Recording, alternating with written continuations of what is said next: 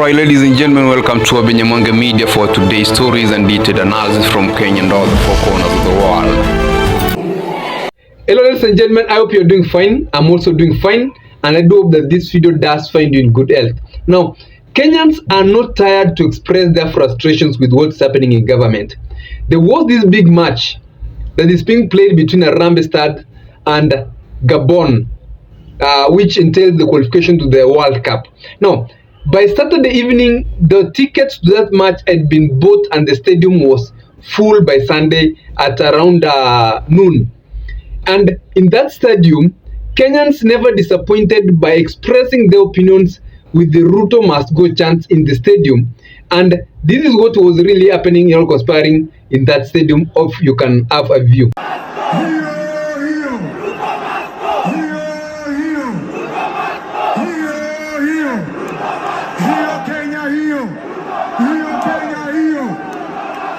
Hiyo ni saa ile tumefunga bao ama tunaweka hiyo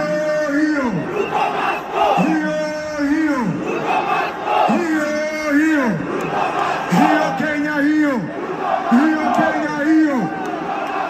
hiyo ni saa ile tumefunga bao ama tunaweka. Ladies and gentlemen, you can see that the stadium is full and the people who occupy especially these matches are the Gen Z and generally the youths. And the youths form a good majority of the population of our country, which is about 60+% of youths. Come 2027, these youths will be making a decision of who will be leading or will be their presidential candidate. And you can see from the expression you get from that stadium that the government right now is not very popular, or is not popular with what the youths have been demanding. And if this continues like this, it's going to find, government's going to find very difficult time, especially President RUTO, on these youths electing him for the second term, unless he is going to find a plan on how he will handle the issues of the demands of these youths before 2027, which is 2.5 years. This is because they always say that one day in politics is a very, very long time. Ladies and gentlemen, you can tell me what you think in the comment section. I'll take my humble time to read and give you a response. But that's what conspires or that is happening in the Nyayo National Stadium. And that was the match between Gabon and Harambee Stars, which is the Kenya national football team. Ladies and gentlemen, into other stories is that most of our Kenyan politics has been aligned with regions. We have, for example, the Mount Kenya region.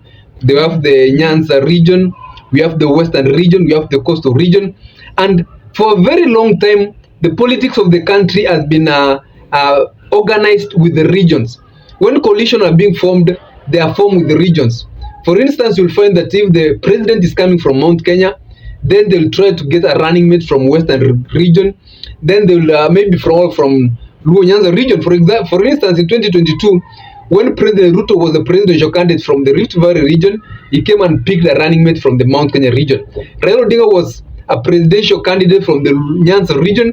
He picked his running mate from the Eastern region, who was from the Mount Kenya region, who was also Martha Karua. Ladies and gentlemen, this has been the voting pattern of our country. Basically, tribes and the regions, because most of our regions are formed by specific tribes. But in 2027, there is one region or one tribe called the Gen Z. In regard to that video that you have seen, that will also be making a decision of their choices come 2027. And the funny thing with the Gen Z is that they are not in a specific region. They are entirely spread across the country. We have a Gen Z in every part of the country, in Rift Valley, Western, Central, Mount Kenya. These Gen Zs are everywhere. And these Gen Zs are people especially who have come from universities, high schools, people who have left colleges. And these people are people who are learned and want to make a decision based on certain reasoning.